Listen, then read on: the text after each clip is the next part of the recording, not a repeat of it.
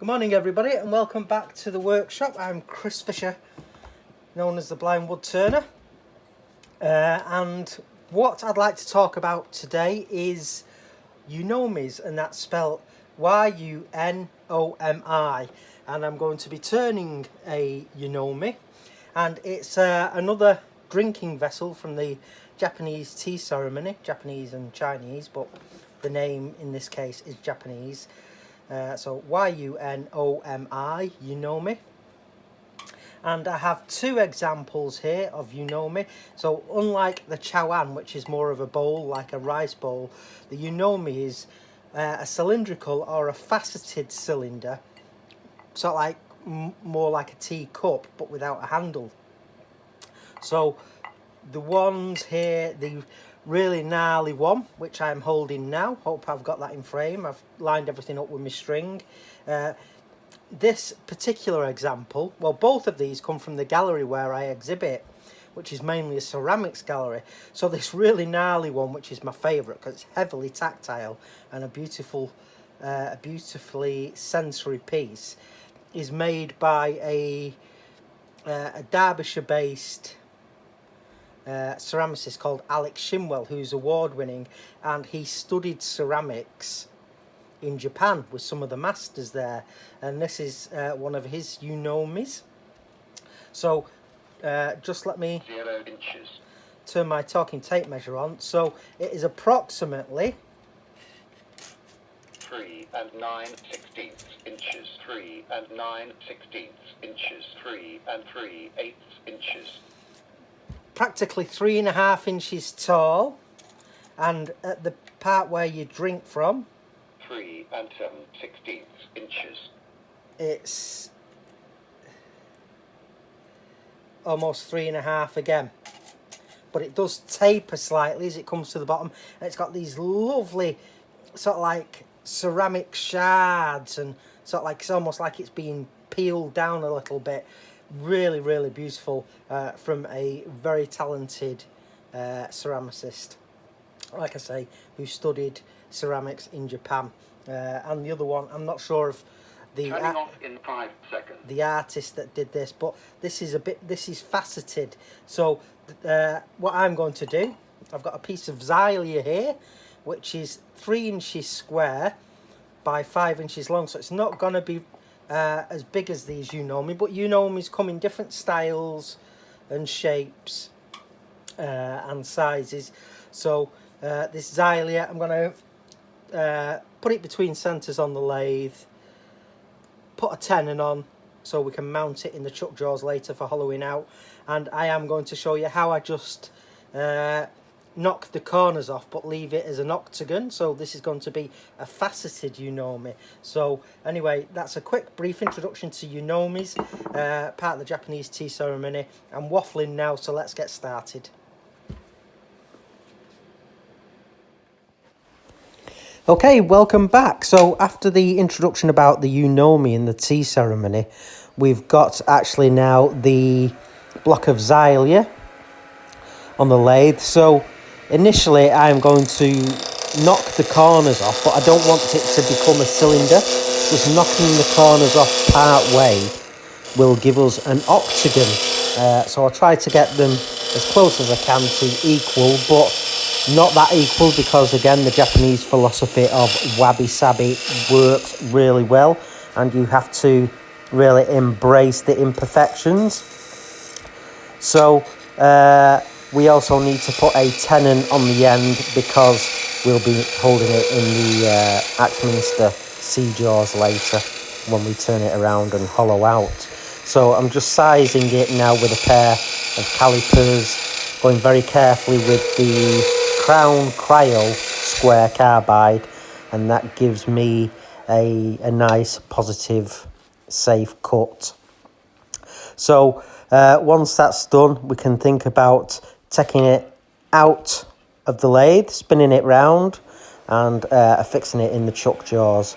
So when we first start the lathe, I'm listening for any telltale sounds that could alert me to some incorrect fit or something possibly dangerous, but everything is sounding good. So again, we're just knocking the corners off a bit more so we can get that octagon shape. And then an important part of really doing the Yunomi is at the spigot end, which will be obviously the spigot's in the chuck. We can get a spindle gouge and just roll that over a little bit. I'll get to that shortly. But yeah, so it just sort of like forms a nice little radius going into the foot. So later on the foot will be tidied up, we're not going to remove it, and we'll put a little sort of like dimple in that. Again, having felt all the ceramics and the Yunomis in the gallery where I exhibit, they do like to put sometimes a little dimple or a little feature in the foot. Something I've never done, turn pottery. I think I'd really enjoy it. I think it'd be absolute carnage at first. So yeah, that'd be a dream come true, really. So anyway, after we'd knocked the corners off, I just hand sand the facets just to get them a bit more true. Obviously, again, a ceramicist would do this by hand, so I just do that just to even things out a little bit, but close observation by you guys with sight would notice that they're not all identical.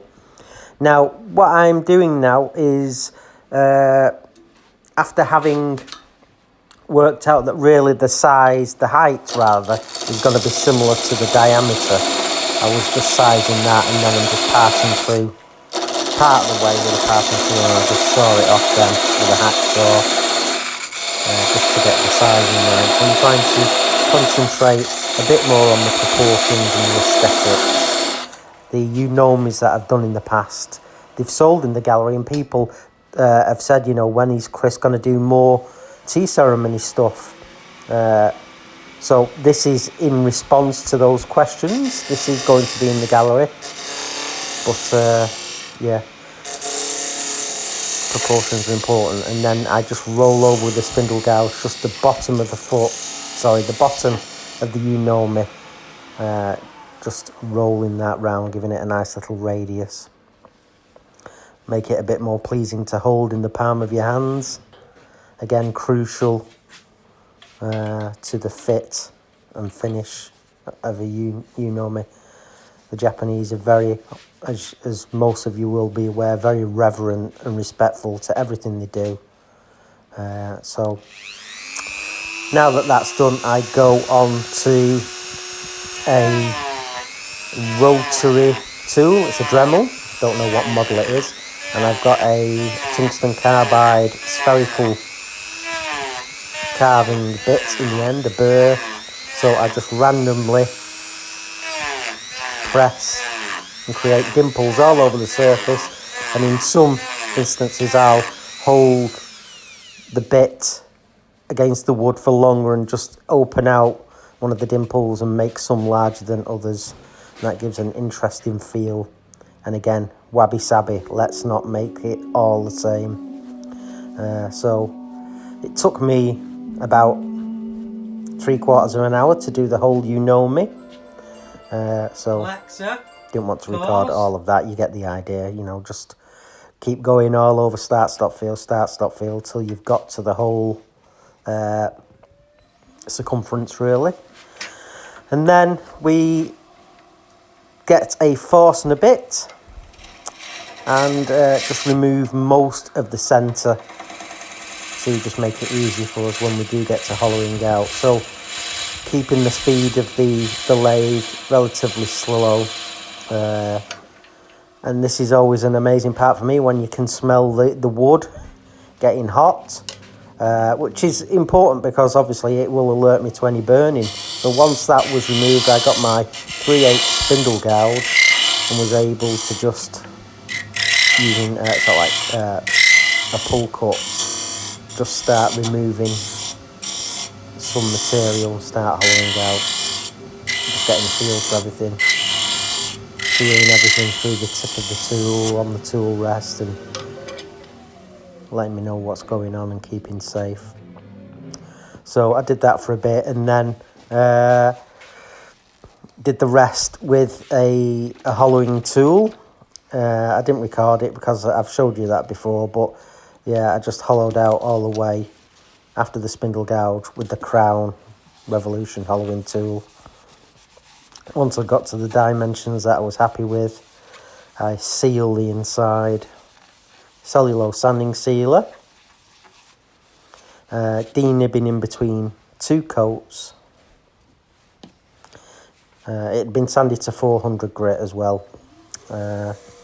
So that's the process that I always employ with most of my projects. Not always all the same, but in this case, sanded to 400, sealed twice, denibbed, and then I used Yorkshire grit, both the original and the microfine, to really give it a silky smooth, wonderfully buttery interior.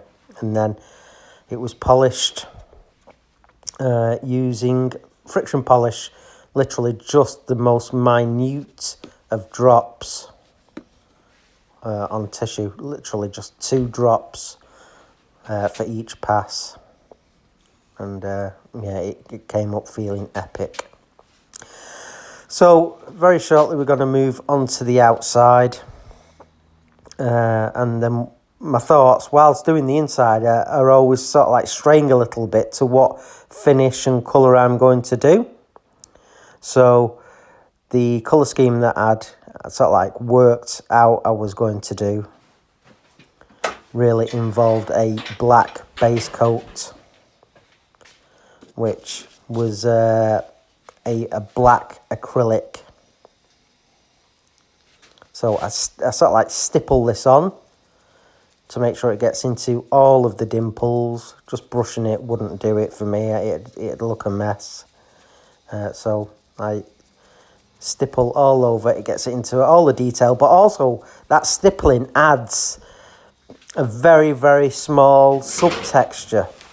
It sort of like stipples the paint, and when dry, that would allow a textured surface for the chestnut bronze rainbow wax to cling to, and you know, it'll just kiss the high spot. So that was dry brushed on, which is again a very easy technique.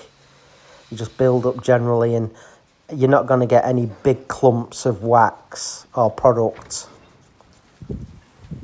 in the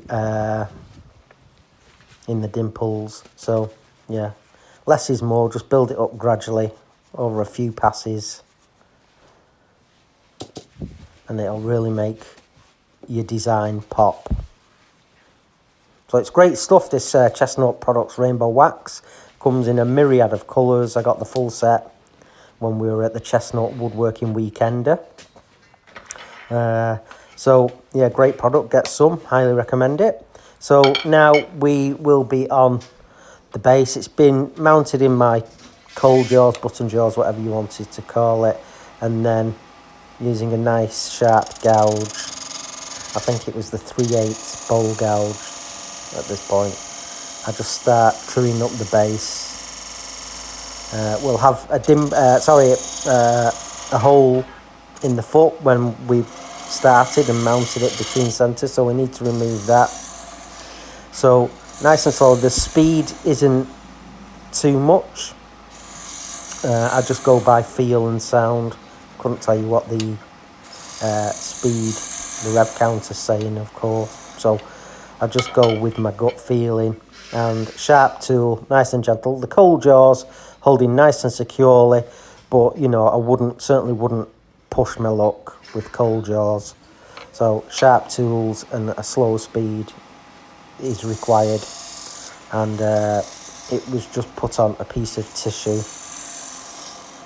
just so it would protect the embellishing and texture as well. So it's start, stop, feel, working slowly and diligently, and then it was tidied up and just turned a little dimple in the bottom then applied the same black acrylic paint to the bottom. Once that was dry, we dry brush the same bronze wax on.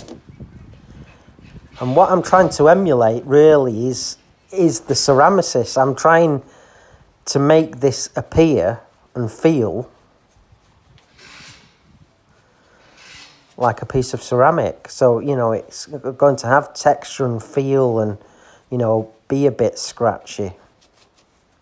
Because it is sat alongside, you know, real Yunomis in the gallery.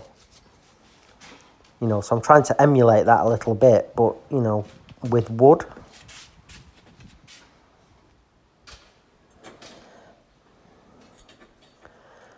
So it's got a lovely tactile, crusty feeling to it.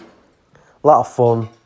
That's the Yunomi. And then the tea ceremony bowl that looks more like a rice bowl, that is the Chawan. So it felt great in the hand.